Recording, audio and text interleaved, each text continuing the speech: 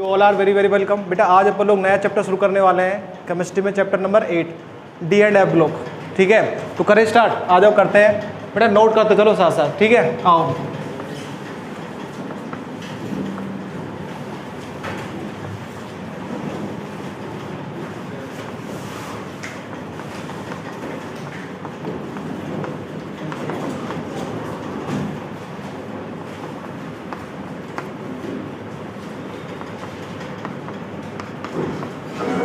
हाँ भाई करें स्टार्ट। देखो ये जो चैप्टर है आपका कितने 3 नंबर तक का आ सकता है, क्योंकि अब क्या सिलेबस घटा तो हो सकता है, नंबर इसके बढ़ भी जाए। छोटे छोटे क्वेश्चन पूछे जाएंगे 3, छोटे छोटे क्वेश्चन पूछ जाएंगे बेटा 3। ठीक है, तो करें परिभाषा से स्टार्ट करने वाले अपन लोग। क्या सबसे पहले देखो यहाँ पे दो, ये चैप्टर ना 2 भागों में बटा हुआ है। कितने भागों में? 2 भागों में। पहला कौन सा? डी ब्लॉक का पढ़ेंगे अपन पूरा, और उसके बाद कौन सा पढ़ेंगे? एफ ब्लॉक का। करें स्टार्ट। आ जाओ पहले एंड आते अपन लोग, आ जाओ। डी ब्लॉक तत्व, डी ब्लॉक तत्व। करें तो परिभाषा इसकी लिख रहे हैं अपन लोग। क्या लिख रहे हैं? आ जाओ। वे तत्व जिनमें अंतिम इलेक्ट्रॉन डी कक्षक में प्रवेश करता है डी ब्लॉक तत्व कहलाते हैं।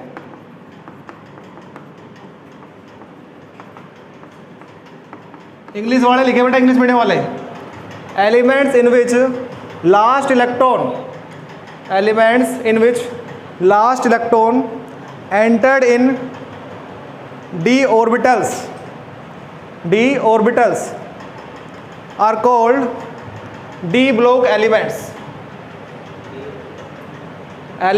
in which last electron entered in d orbitals are called d block elements.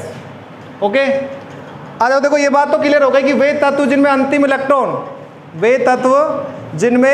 Electron D कक्षक में प्रवेश करता है क्या कहलाते हैं? डी ब्लॉक तत्व कहलाते हैं। चलो हो गई बात। इसमें छोटी छोटी कुछ बातें और भी है बेटा, मेरे पास ध्यान रखो सारे एक बार। हाँ भाई मैं क्या कर रहा हूँ, इसमें कुछ छोटी छोटी बातें और भी है। ये तो सिंपल सी बात हो गई परिभाषा की। कुछ एक पॉइंट मैं आपको बता रहा हूँ। देखो पॉइंट क्या है। करें तो एक बात बताओ, आवर्त सारणी सबने पढ़ी है? आवर्त सारणी सबने पढ़ी है? तो बताओ डी ब्लॉक तत्वों को कहाँ रखा गया है? कहाँ रखा गया बताओ? इधर क्या होता है? S block. इधर क्या होता है? P block. बीच में क्या होता है? D block. और नीचे क्या होता है बताओ? F block. तो आप क्या लिखने वाले हो? आप लिखने वाले हो डी ब्लॉक तत्वों को आवर्त सारणी में एस एवं पी ब्लॉक के मध्य में रखा गया है। सही है, तो लिख दो क्या? डी ब्लॉक तत्वों को लिखते चलो साथ साथ है ना। डी ब्लॉक तत्वों को एस व पी ब्लॉक के मध्य में रखा गया है। इंग्लिश वाले लिख ले कि d block elements are placed between s and p block. ठीक है, आ जाओ अगला पॉइंट लिखते हैं। देखो क्या? जर्नल इलेक्ट्रॉनिक कॉन्फ़िगरेशन, सामान्य इलेक्ट्रॉनिक विन्यास। ठीक है, आप लोगों ने पढ़ा है। जैसे आप लोगों को कौन सा पढ़ा? आप लोगों ने पढ़ा जैसे एस ब्लॉक पढ़ के आए हो आप लोग 11th क्लास में। एस ब्लॉक के लिए शुरू वाली जो लाइन होती है उसके लिए आप सामूहिक इलेक्ट्रॉनिक विन्यास के लिखते हो NS1, दूसरी वाली लाइन के लिए क्या लिखते हो? NS2। ऐसे ही डी ब्लॉक के लिए भी एक जर्नल इलेक्ट्रॉनिक कॉन्फ़िगरेशन दिया जाता है, उस रेंज के अंदर वो आ जाते हैं। तो लिखे इसको, अपन लिख देते हैं डी ब्लॉक तत्वों का सामान्य इलेक्ट्रॉनिक विन्यास क्या होता है? n-1d। ध्यान देके ध्यान से कितना? n-1d कितना? 1 से लेकर कितना? 10, क्योंकि डी कक्षक में अधिकतम कितने इलेक्ट्रॉन आ सकते हैं? 10। तो मैंने बोला 1 से 10। 1 - 10 नहीं है, कभी इसको घटा करके -9 लिख दो। क्या बोलोगे इसको? 1 से 10। और क्या लिखोगे आप लोग? NS कितना? 1 से 2 के बीच में होगा। आ गई बात? तो लिखा अपन लोगों ने क्या? डी ब्लॉक तत्वों का सामान्य इलेक्ट्रॉनिक विन्यास क्या होता है? n-1d 1 से 10 और क्या? NH2। इंग्लिश वाले लिख दे क्या? Journal electronic configuration electronic configuration of D block elements is n-1 d 1 to 10 ns 1 to 2। हो गया? चलो ठीक है, शाबाश। आता की बात है कोई क्लियर? चलो आगे की बात करते हैं। डी ब्लॉक तत्वों को एक दूसरा नाम और दिया जाता है। डी ब्लॉक जो तत्व है इनको एक दूसरा नाम और दिया जाता है, क्या? संक्रमण तत्व, ट्रांजिशन एलिमेंट। ठीक है, तो आप एक बार लिख दो इस चीज को, क्या? डी ब्लॉक तत्वों को संक्रमण तत्वों के नाम से भी जाना जाता है। ठीक है, इसमें अपवाद कौन है वो देख ले एक बार। क्या अपवाद समझते हो? कौन कौन है मैं बताऊंगा एक बार। जिंक, कैडमियम और कौन? मरकरी। ठीक है, इंग्लिश वाले एक बार लिख दें। D block elements are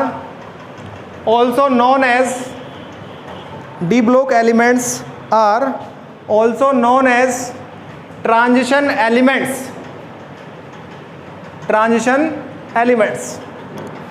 accept कौन है इसके? अपवाद, जिंक, कैडमियम और मरकरी। यानी कि डी ब्लॉक के तो हैं लेकिन ये संक्रमण तत्व नहीं है। ठीक है, अब क्यों कहते हैं इनको संक्रमण तत्व, क्यों कहते हैं, तो वो बात करें इसमें। आगे लिखते आ जाओ नेक्स्ट लाइन में। क्योंकि इनमें, इंग्लिश वालों के लिए बोलूंगा मैं, क्योंकि इनमें क्या बात कर रहा हूं मैं? संक्रमण तत्व तो क्यों कह रहा हूं वो बात बता रहा हूं मैं। क्योंकि इनमें भायतम दो कोश आंशिक रूप से भरे होते हैं।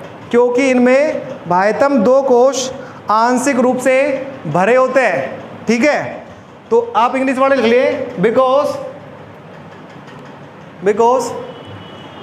in this type of elements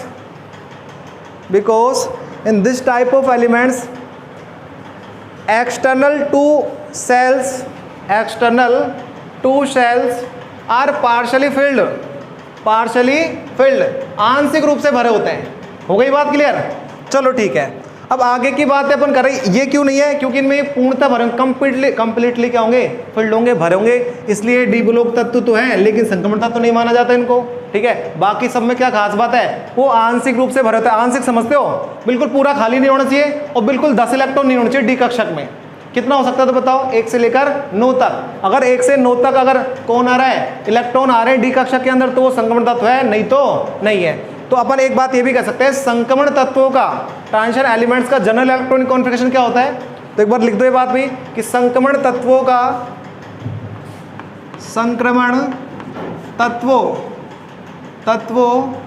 सामान्य इलेक्ट्रॉनिक विन्यास क्या होता है?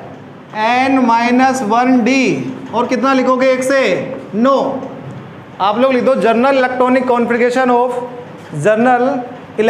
Configuration of transition elements is n-1d 1 to 9। हो गया बेटा? संक्रमण तत्वों का सामान्य इलेक्ट्रॉनिक विन्यास बताओ जल्दी से, क्या होने वाला है? n-1d 1 से 9 तक। चलो, डी ब्लॉक तत्वों का सामान्य इलेक्ट्रॉनिक विन्यास क्या होता है? n-1d 1 से 10 और ns 1 से 2। ये क्वेश्चन आते हैं एक नंबर का, पूछ लेता बताओ डी ब्लॉक तत्वों का सामान्य इलेक्ट्रॉनिक विन्यास क्या है, तो आपको बताना पड़ेगा। ठीक है, हो गई बात। अब मैं बोल रहा हूँ क्या कि डी ब्लॉक तत्वों को संक्रमण तत्व बोला जाता है। तो संक्रमण तत्व इतने ज्यादा इंपॉर्टेंट क्यों है कि पूरा चैप्टर आ गया इनका। ठीक है, करे बात। तो आप लोग लिख रहे हो संक्रमण तत्वों की विशेषताएं, कैरेक्टरिस्टिक्स ऑफ ट्रांजिशन एलिमेंट्स।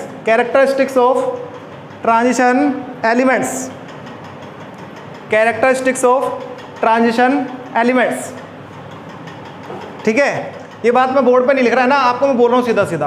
करें पहली बात, अपन ने सबसे पहली बात इंपॉर्टेंट ये करिए क्या कि जो डी ब्लॉक एलिमेंट्स होते हैं वो ही क्या है? संक्रमण तत्व है। तो आप लिख दो क्या कि सभी संक्रमण तत्व डी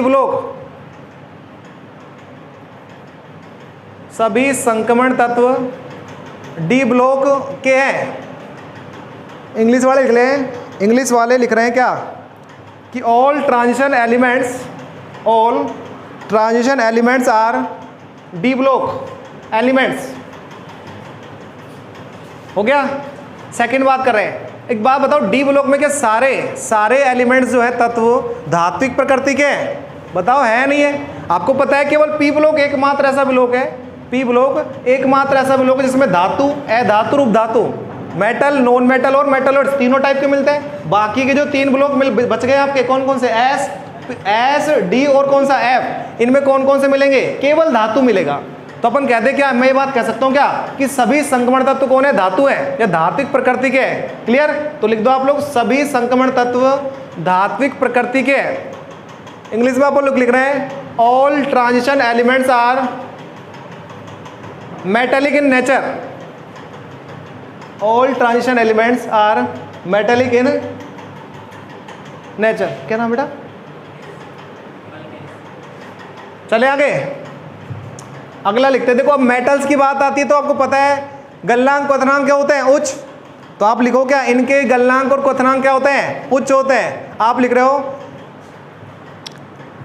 क्या लिख रहे हो आप लोग? इंग्लिश वाला लिख रहे हो, melting and boiling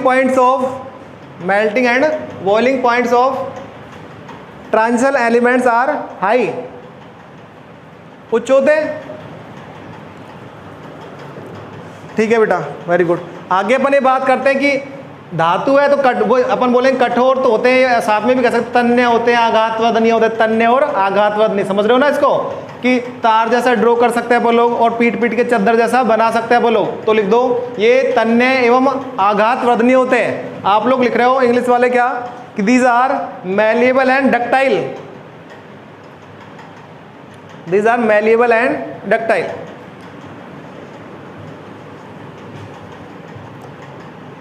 very good.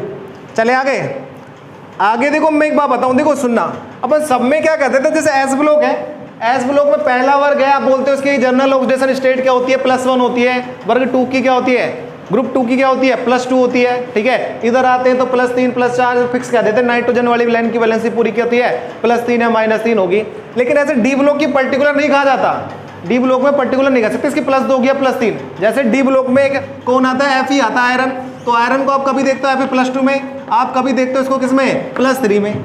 तो इसका मतलब क्या हुआ कि डी ब्लॉक तत्व परिवर्तित ऑक्सीजन अवस्था प्रदर्शित करते हैं। क्या मतलब आया इसका? डी ब्लॉक जो तत्व है वो क्या करेंगे? परिवर्तित ऑक्सीजन अवस्था प्रदर्शित करेंगे। ठीक है, तो लिख दो, एक मिनट, डी ब्लॉक तो ही, तो डी ब्लॉक को अपन संक्रमण तत्व तो बोल रहे हैं, तो लिख दो, संक्रमण तत्व परिवर्तित ऑक्सीजन अवस्था प्रदर्शित करते हैं। आप लोग लिख रहे हो, ट्रांजिशन एलिमेंट्स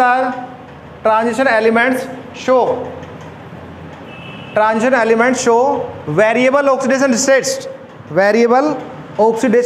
स्टेट्स। हिंदी वालों ने लिखा संक्रमण तत्व परिवर्तित ऑक्सीकरण अवस्था प्रदर्शित करते हैं। संक्रमण तत्व परिवर्तित ऑक्सीकरण अवस्था प्रदर्शित करते हैं। हो गया। ये +2 +3 का जो केस है ना, वो एक स्पेसिफिक केस है। क्वेश्चन आ जाता है कि बताओ संक्रमण तत्व परिवर्तित ऑक्सीजन अवस्था क्यों प्रदर्शित करते हैं, तो इसका एक आगे टॉपिक आने वाला है, बताएंगे कि क्यों प्रदर्शित करने वाला है ये। अभी केवल कैरेक्टरिस्टिक्स लिख रहे हैं आप लोग, अभी लक्षण लिख रहे हैं संक्रमण तत्वों के। तो पहला हो गया, उसके बाद दूसरा मैं बता रहा हूँ क्या, आप कह रहे हो कि सभी संक्रमण तत्व है ना जो, वो कैसे होते हैं? अनुचुंबकीय प्रकृति के होंगे, पैरामैग्नेटिक होंगे नेचर में। तो लिख लो, सभी संक्रमण तत्व अनुचुंबकीय प्रकृति के होते हैं। आप लिख रहे हैं बेटा दूसरे, all transition elements are paramagnetic in nature. All transition elements are paramagnetic in nature. Okay, ठीक है, अगला लेते हैं। अगला क्या कह रहे हैं? मैं कह रहा हूं संक्रमण तत्व खुद और इनके यौगिक क्या होते हैं? कलरफुल होते हैं, रंगीन होते हैं। तो लिख दो, सभी संक्रमण तत्व एवं इनके यौगिक रंगीन होते हैं। सभी संक्रमण तत्व एवं इनके यौगिक क्या होते हैं? रंगीन होते हैं। तो आपने क्या बताया? लिखा बेटा, all transition elements and their compounds are colourful. All transition elements and their compounds are colourful. ठीक है, हुआ क्लियर आपका? अगला बात करते हैं बोलो, अंतराकाशीय यौगिकों का नाम सुना है? 11वीं क्लास में आपने अंतराकाशीय हाइड्राइड यौगिक पढ़ा था, ध्यान है? कुछ ध्यानार्थ कैसे ऐसे गोले गोले बनाया अपन लोगों ने, ठीक है, और बीच में कुछ स्पेस बच गया, सही है? और स्पेस में छोटे आकार के परमाणु आ गए, बोलो हाँ है ना। तो उनमें तो हाइड्रोजन आ रहा था, तो इसलिए बोला अंतराकाशीय हाइड्राइड।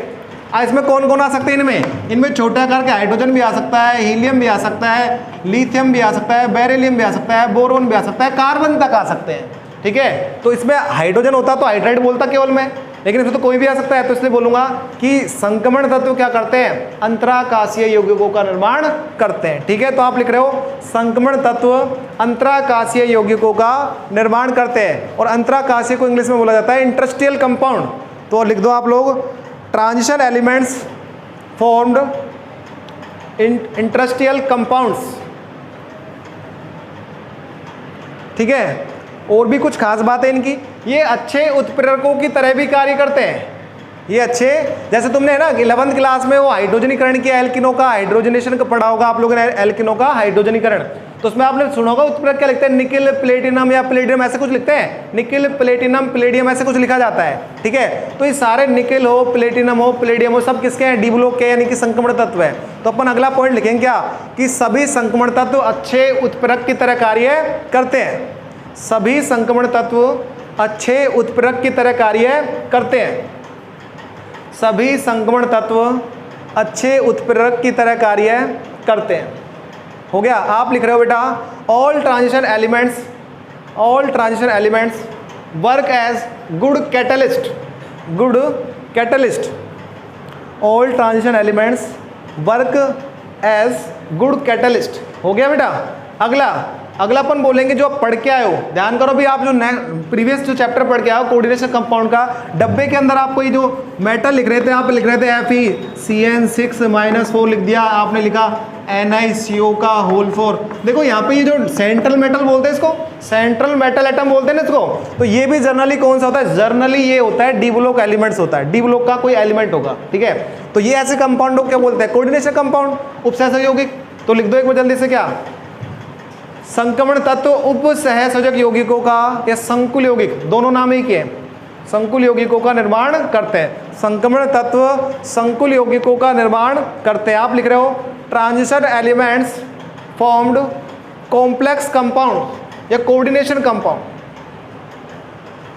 Coordination compound. तो इनके कैरेक्टरिस्टिक्स हो गए किसके? ट्रांजिशन एलिमेंट्स के।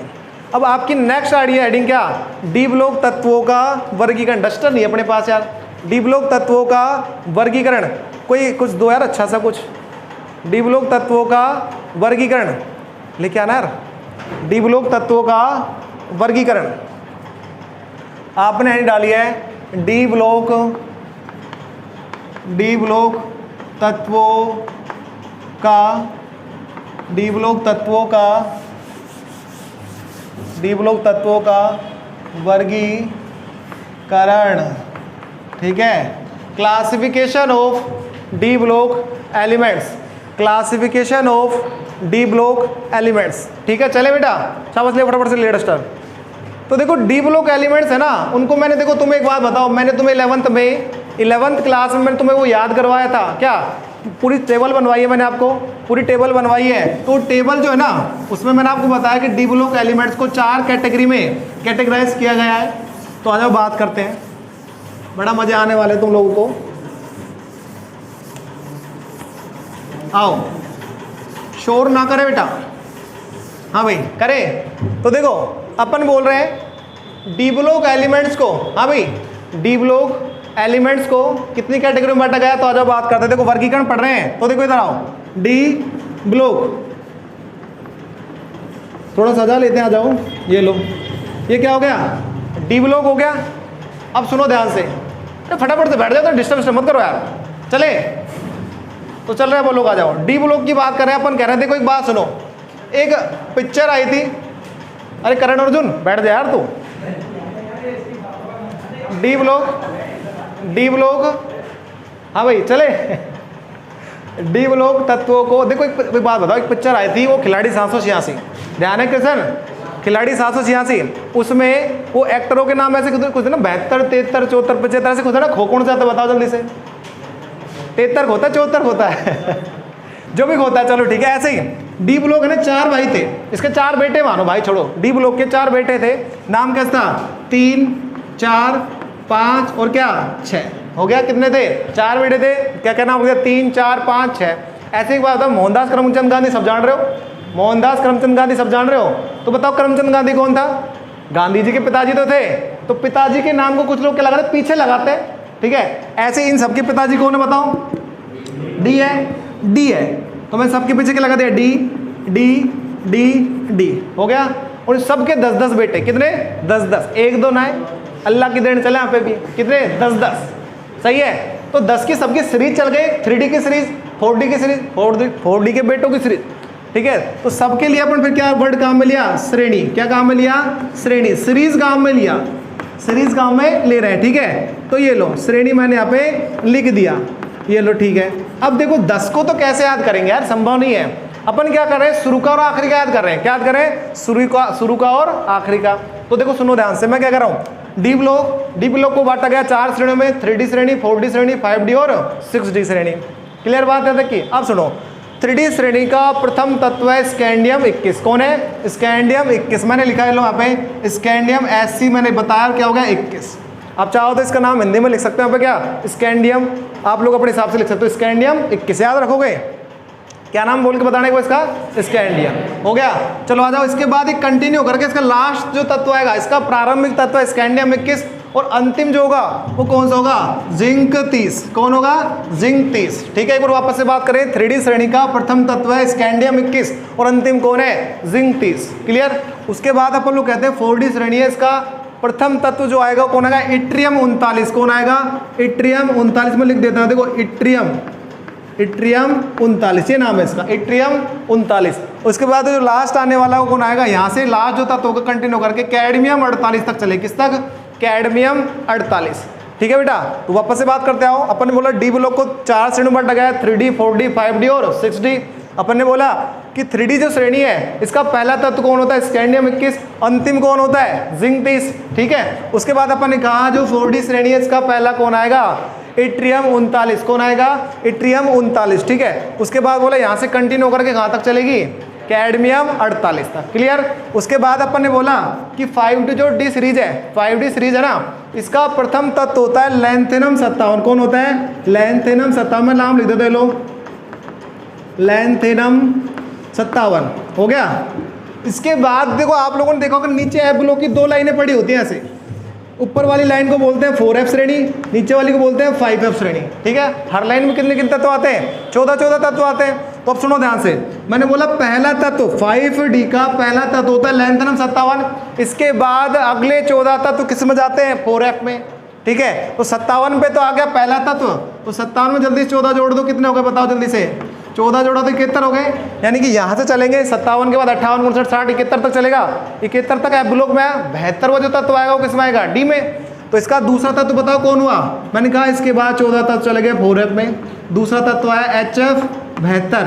HF का नाम क्या है? हैफनियम। क्या नाम है? हैफनियम। ये लो मैंने लिख दिया हैफनियम, हैफनियम 72, हो गया। उसके बाद ये सीरीज यहाँ से कंटिन्यू होकर के कहाँ तक चलेगी? Hg मरकरी 80 तक चलेगी। किस तक चलेगी? मरकरी 80 तक, हो गया। एक बार वापस देखें, मैंने बोला 5D सीरीज का प्रथम तत्व कौन है? लैंथेनम 57। इसके बाद अगले 14 तत्व किस में जाते हैं? 4F में। वो सारे गुणों में समानता किससे दर्शाते हैं? लैंथेनम से। इसलिए इन सबको सामूहिक रूप से क्या बोला जाता है? लैंथेनोड्स। क्या बोला जाता है? लैंथेनोड्स। क्योंकि अभी इसी पार्ट में भी, तो अभी ध्यान रख लो इसको कि लैंथेनम 57 के बाद अगले 14 इलेक्ट्रॉन जाते हैं किसमें? 4F में। जो सभी प्रॉपर्टीज में सिमिलरिटी किससे शो करते हैं? लैंथेनम से। इसलिए क्या कहा जाता है इनको? लैंथेनोड्स कहा जाता है, हो गया। उसके बाद दूसरा तत्व कौन आया? HF आया, हैफनियम 72वें नंबर का, ठीक। कितने नंबर का? 72वें नंबर का। इसलिए फिर 72 हो गया ना, उसके बाद कंटिन्यू होकर कहाँ तक चलेगी? मरकरी 80 तक चलेगी। क्लियर बात तो यहाँ तक कि चलो ठीक है। उसके बाद बोलता हूँ मैं 6D सीरीज। कौन सी? 6D series. तो 6D का पहला तत्व कौन है? एक्टिनियम 89। कौन है? एक्टिनियम। ये लो मैं लिख देता हूँ एक्टिनियम 89 हो गया। उसके बाद जैसे ऊपर 14 तत्व गए नीचे 4F में, अब 14 तत्व वापस जाएंगे किसमें? 5F में। ये सारे गुणों में समानता किससे दर्शाएंगे? एक्टिनियम से, ठीक है। तो इसलिए उनको क्या बोला जाएगा? एक्टिनोड। तो मैं यहाँ पे लिख दूँ अगले 14 तत्व गए किसमें? 5F में, एक्टिनोड्स कहलाए। इसके बाद दूसरा तत्व जो आएगा ना वो कौन सा आएगा? देखो कुछ बुकों में आपको लिखा मिल सकता है RF। क्या मिल सकता है?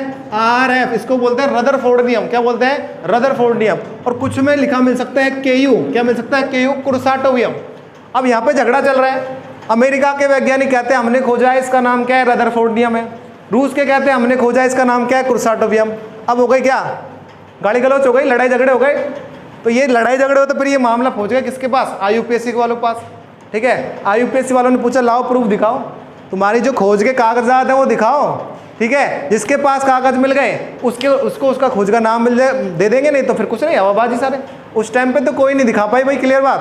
तो IUPAC वालों ने क्या किया, IUPAC वालों ने कहा कि भाई ये मामला दोबारा ना हो, इसलिए उन्होंने बोला कि जो जिन तत्वों की खोज नहीं हुई अब तक उनके लिए हम हमारे स्पेशल नाम दे देते, त्रिनाम पद्धति के। ऐसे मिलते हैं ना, देखो ऐसे UNB UNT ऐसे नाम मिलेंगे ना, वो इसके है, IUPAC के है। फिर उसने बोला IUPAC वालों ने कि जिस दिन तुम खोज की पुष्टि कर दोगे हमारे पास, उसके बाद चाहे हमारे लिए तो काड़ू नाम रखो तत्व को, कोई दिक्कत ना हमको। ठीक है, तो ये श्रेणी क्या है, यहाँ पे से मैं बोलूँ कि सभी तत्वों की खोज की प्रायोगिक पुष्टि नहीं हुई है, इस कारण इस श्रेणी को क्या माना जाता है, अधूरी माना जाता है। क्या माना जाता है, अधूरी माना जाता है, इनकम्प्लीट माना जाता है। हो गया।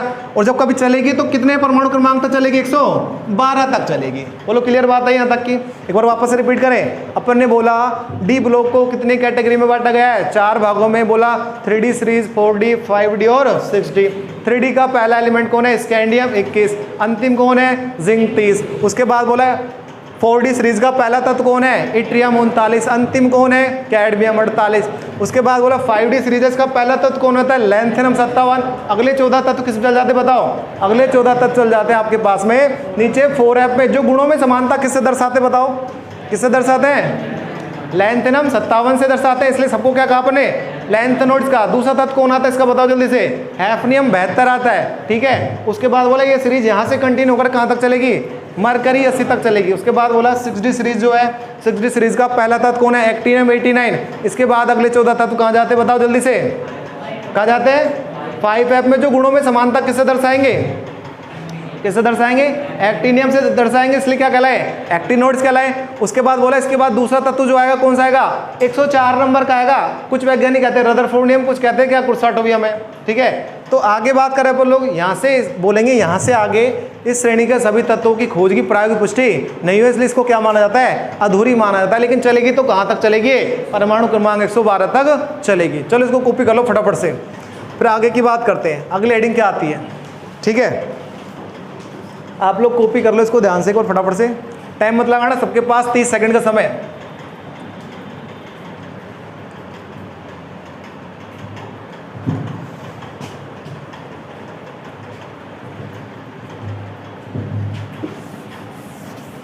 ये लिख लोगे ना आप लोग ऐसे, मैं जो बोला है बिल्कुल आराम से करके। ठीक है, अब मैं तुमको डी ब्लॉक के तत्व वापस से एक बार रिमाइंड करवा रहा हूँ, याद करवा रहा हूँ, क्योंकि ये डी ब्लॉक पढ़ रहे हो तो इसके लिए जरूरी है कि डी ब्लॉक सारे तुमको आए।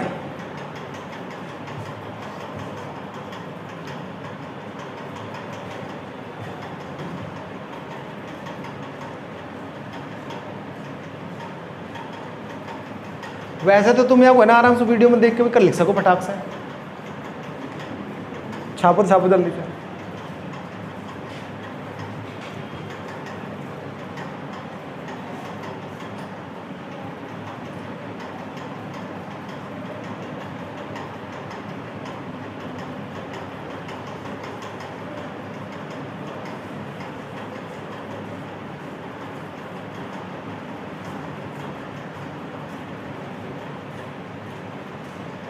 पानी नाम कोई चीज़ है किसी पास, पानी है बेटा, पानी किसी पास लेके आया करो बोतल यार अपने अपनी।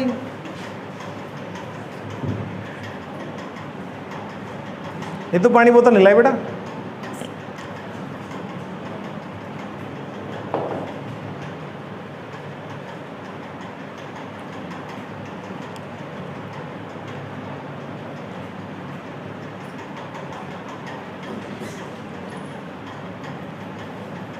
चले, शाबाश। अब मैं बिठा रहा हूँ इसको।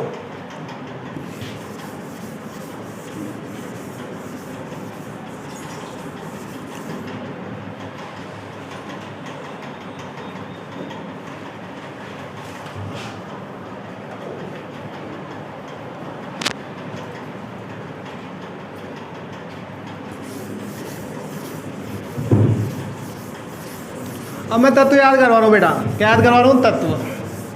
ठीक है, तत्व क्या है। तो देखो अपन क्या कर रहे हैं बेटा, इसमें तत्व लिखेंगे। तो तत्व के लिए मैं कह रहा हूँ, देखो एक अकेले सीरीज याद हो उसके लिए वो काम की नहीं है। आपको पूरे तत्व याद होने चाहिए भाई, ये देख के पहचान जाओ कि डी ब्लॉक का है नहीं है, ठीक है। उसके लिए अपन को सब कुछ चाहिए। बनाना सिखा रहा बेटा, ध्यान से देखना। हो सकता है कुछ बच्चों को पिछले साल ही आ गया हो, क्योंकि मेरे पास पढ़ो तुम सारे, आ जाओ एक आधों को छोड़ करके। तो मैं यहाँ पे बात कर रहा हूँ, ये लो 3 लाइन तो मैंने बना दी पूरी ये, ठीक है। और एक मैंने बना दी आधी सी, ये मैंने बना दी आधी सी। इसके अंदर आपको कितनी लाइन खींचनी बताओ? 9। कितनी खींचनी है? 9। खींचे, आ जाओ। 1 2 3 4 5 6 7 8 और ये 9। क्लियर? ठीक है, काउंट करके दो, 10 हो गए। 1 2 3 4 5 6 7 8 9 10 हो गए ना। अब देखो मैंने बोला डी ब्लॉक को कितनी श्रेणियों में बांटा गया है? 4 श्रेणियों। कितनी श्रेणियों में? 4 श्रेणियों में। तो देखो ऊपर की श्रेणी कौन सी हो गई? 3D, फिर कौन सी हो गई? 4D, ये कौन सी हो गई? 5D, और ये कौन सी हो गई? 6D। क्लियर बात है? क्लियर। अब मैं भी सारे पहला और आखिरी तत्व याद करवा गया हूँ, पहला और आखिरी करवा गया हूँ ना। तो आ जाओ, मैं क्या कर रहा हूँ, क्या कर रहा हूँ, देखो बताओ। 3D सीरीज का पहला तत्व कौन है? 3D सीरीज का पहला तत्व है स्कैंड। लिखे भाई, लिखे फटाफट से, लिखे तो क्या, आराम से देखो। इसमें मैं इसमें लिखवा रहा हूँ, अरे फटाफट से बैठ जा। चलो करें। 3D सीरीज का प्रथम तत्व कौन है? स्कैंडियम 21। कौन है? स्कैंडियम 21। अंतिम कौन है? जिंक 30। कौन है? जिंक 30। उसके बाद अपन बोलते हैं 4D सीरीज का पहला तत्व कौन है? इट्रियम 39। अंतिम कौन है? कैडमियम 48। कौन है? कैडमियम 48। उसके बाद अपन कहते हैं 5D सीरीज का पहला तत्व कौन है? लैंथेनम 57। उसके बाद अगले 14 तत्व किसमें आते हैं बताओ? 4F में। क्या कहलाते हैं? लैंथेनोइड्स कहलाते हैं। दूसरा तत्व कौन आता है इसका? हैफनियम 72।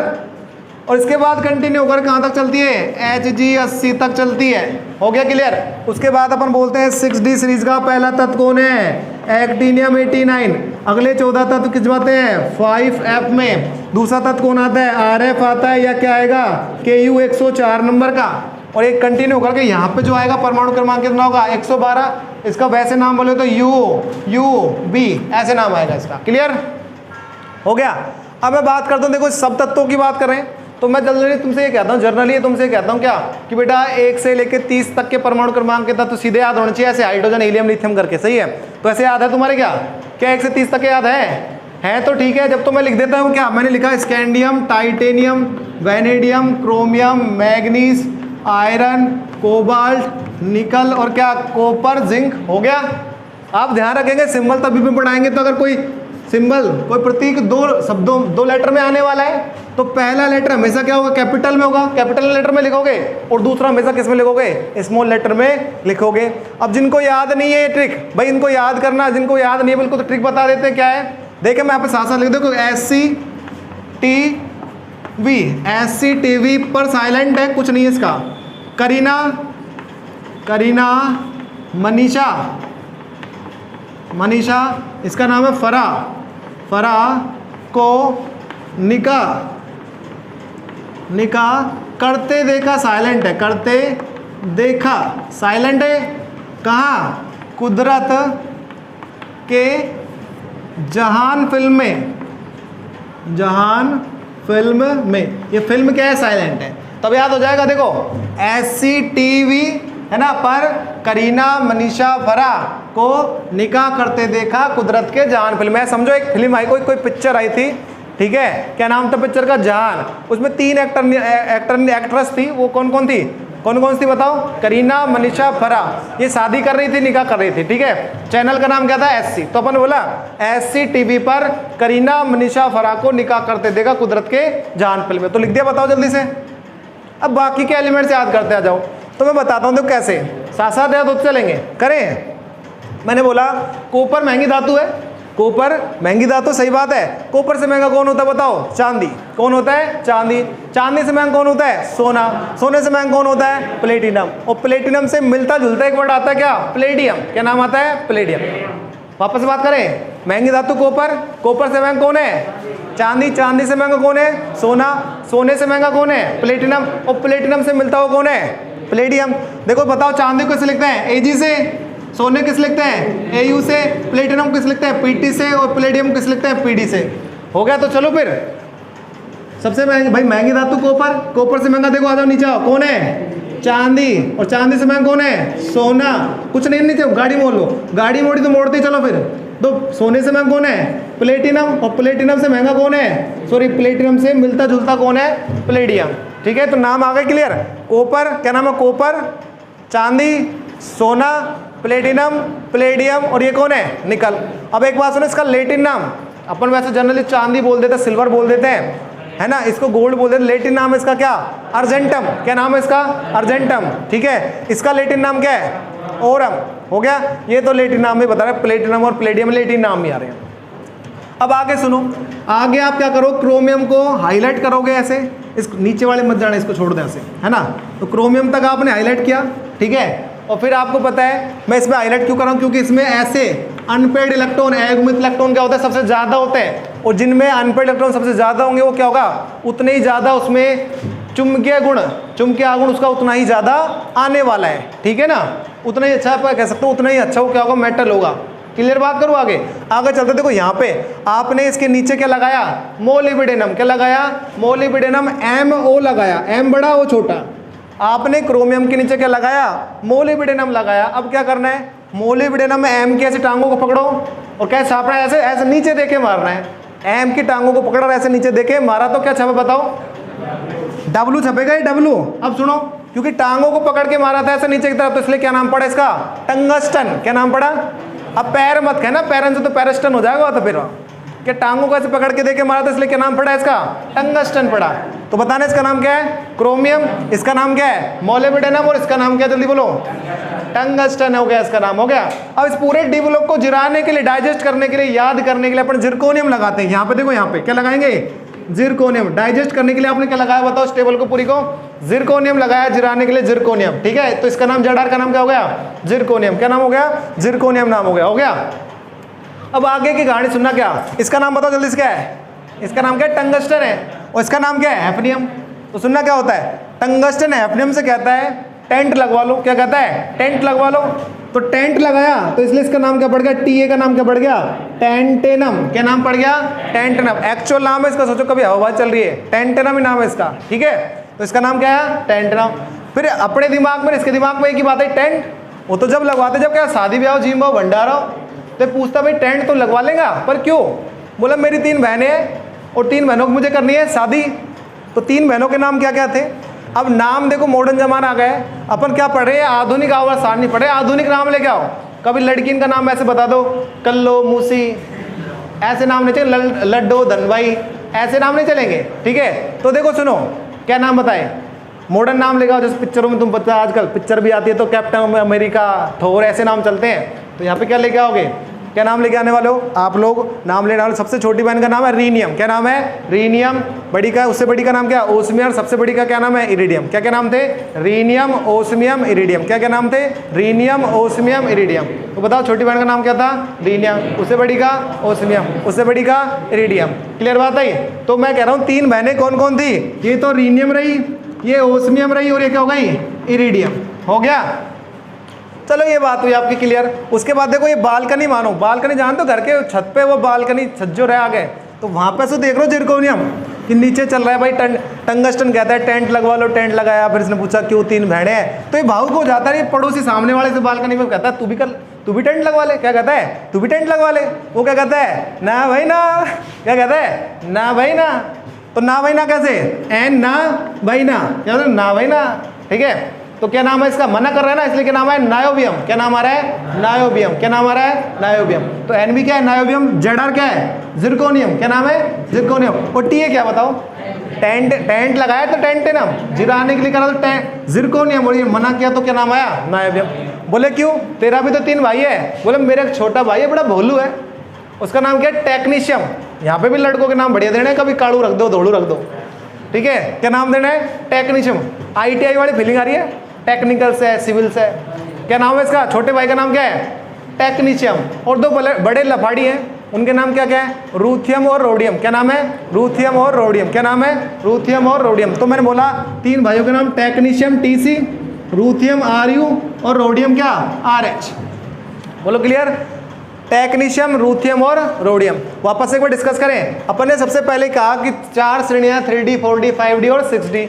पहला तत्व बोला किसका प्रथम तत्व कौन है, स्कैंडियम 21 है, अंतिम कौन है इसका, जिंक 30।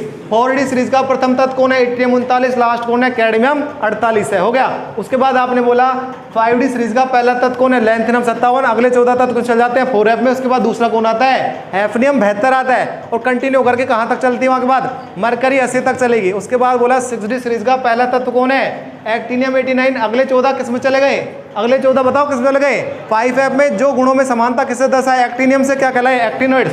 दूसरा तत्व कौन है इसका, कौन आया, कुर्साटोवियम में रदरफोर्ड नियम है 4 नंबर का। उसके बाद कहते हैं सभी तत्वों की खोज नहीं हुई, अधूरी श्रेणियां नीचे वाली, हो गया।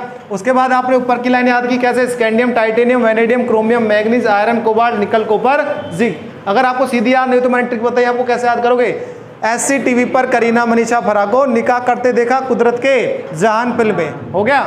चलो ठीक है, ये बात आपकी होती है क्लियर। उसके बाद मैंने बोला कि बेटा याद करने का तरीका, कॉपर महंगी धातु, ऐसे ही लिखना आप लोग, जल्दी जल्दी याद होगी। कॉपर महंगी धातु, कॉपर से महंगा कौन है, चांदी, चांदी से महंगा कौन है, सोना, सोने से महंगा कौन है, प्लेटिनम, और प्लेटिनम से मिलता हुआ कौन है, प्लेडियम। तो ये याद हो गए सारे। फिर मैंने आपको बोला बेटा ये क्रोमियम पे ऐसे लगाना, क्यों, क्योंकि इसमें सबसे ज्यादा अनपेड इलेक्ट्रॉन होते हैं, ठीक है ये बात। और फिर मैंने बोला क्रोमियम के नीचे क्या लगाओगे, मोलिब्डेनम, क्या लगाओगे, मोलिब्डेनम। फिर क्या करोगे, एम की टांगों को पकड़ के नीचे मारोगे तो क्या छपेगा, टंगस्टन। क्या छपेगा, अब डब्ल्यू नहीं छप रहा, क्या छप रहा है, टंगस्टन छप रहा है, हो गया। उसके बाद आपने कहा इस डी ब्लॉक को जलाने के लिए क्या लगाया आप लोगों ने, जिरकोनियम। फिर एक कहानी हुई थी क्या, टंगस्टन ने अपने से क्या कहा, टेंट लगवा लो। टेंट लगाया तो क्या नाम है इसका, टेंटेनम। उसने बोला क्यों, बोले इसको करनी है 3 महीने, किस किस की शादी करनी थी, रीनियम, ओस्मियम और इरिडियम की। किसकी, रीनियम, ओस्मियम, इरिडियम की शादी करनी थी, लगा दिए रीनियम, ओस्मियम, इरिडियम को, ये एक्चुअल नाम है इनके। पर इसने जिरकोनियम भाव को ऊपर बाल करने में से उसने कहा भाई तू भी टेंट लगवा ले। उसने क्या कहा, ना भाई ना, ना भाई ना, तो क्या आ गया, एनवी, नायोबियम आ गया। बोले क्यों, मेरा एक छोटा भाई है टेक्नीशियम भूल हुआ बेचारा, और 2 बड़े क्या लफाड़िए, उसको बेच के खा जाएंगे वैसे ही। कौन कौन है, रूथियम और रोडियम। क्लियर बात है। एक दो बात एक काम कर बताओ, तुम बताओ, सुनो ध्यान से। मैं बोला सबसे भारी धातु कौन होती बताओ, सबसे भारी धातु ये रही। अपन कहेंगे सबसे भारी जो धातु है वो कौन है, ओस्मियम। हैवीएस्ट मेटल कौन है, ओस्मियम है। धातु में सबसे ज्यादा गलनांक जो होता है वो किसका होता है, टंगस्टन का होता है। और कितना होता है, मैं यहाँ पे लिख दूं सबसे ज्यादा गलनांक, ठीक है। हाईएस्ट मेल्टिंग पॉइंट किसका है, टंगस्टन का है। कितना होता है, 3410 डिग्री सेंटीग्रेड। इसका उपयोग बल्बों के फिलामेंट तंतु बनाने में किया जाता है। फिलामेंट समझ लो, बल्ब ये रहा ना, बल्ब ये रहा, देखो ये रहा, और ये रहा, तो ये तार सा दिख रहा है, ये टंगस्टन का होता है। बहुत ज़्यादा गलनांक है इसका, 3410 डिग्री सेंटीग्रेड, इसलिए ये पिघलता नहीं है, हो गया। उसके बाद आगे की बात करूं, आगे अपन लोग बोलते देखो सुनो, ये जो है ये क्या है, सबसे महंगी धातु, क्या है, सबसे महंगी धातु है, कॉस्टली मेटल है सबसे ज्यादा। इसको सफेद सोना भी बोला जाता है। इसको क्या बोला जाता है, सफेद सोना, व्हाइट गोल्ड भी इसको बोला जाता है, ठीक है। आ गया अपन बोले सबसे भारी द्रव समझते हो, लिक्विड वाला, तो सबसे भारी जो द्रव होगा पता किसका होगा, मरकरी का होगा। तो आप कह सकते हो अपवाद है, सबसे भारी क्या है, द्रव है, हो गया सबसे भारी द्रव। आगे आओ, देखो ये दोनों कॉपर को और जिंक को मिलाकर के क्या बनाया जाता है, पीतल बनाया जाता है, हो गया। और आगे की बात कर, देखो ये 3 तत्व ये वाले ये इनका उपयोग किया जाता है लोह चुंबकीय पदार्थ बनाने, फेरोमैग्नेटिक सब्सटेंस बनाने में इनका उपयोग किया जाता है। वो लोह चुंबकीय पदार्थ क्या होते हैं, तो मैं तुम्हें बता दूं, आपने स्क्रू ड्राइवर देखे होंगे पेच कसने वाले, कुछ ऐसे होते हैं जिनके नट चिपक जाते हैं, सही है। क्या सबके चिपकते हैं, क्या सबके नहीं चिपकते ना, तो जिनके चिपकते हैं वो क्या होते हैं, लोह चुंबकीय पदार्थ होते हैं। जनरली किसके बनते हैं, Fe का, CO का और कोबाल्ट, Fe, CO, कोबाल्ट और निकल का बनता है, ठीक है। आगे बात करते आ जाओ, ये एकमात्र तत्व ऐसा, देखो मैग्नीज, शरीर में सबसे कम मात्रा में पाया जाने वाला तत्व कौन है, मैग्नीज है। उसके बाद टाइटेनियम की बात की जाती है, इसको बोला जाता है रणनैतिक तत्व, नाम इसको दिया जाता है, हो गया। और ये V2O5 इसका एक उत्प्रेरक आता है, V2O5, इसका उपयोग किया जाता है H2SO4 के निर्माण में। क्या किया जाता है, H2SO4 के निर्माण में किया जाता है, ठीक है। इसको आराम से बढ़ाऊं, ठीक है बेटा। Thank you. आज का लेक्चर कैसा लगा कमेंट करके जरूर बताएं।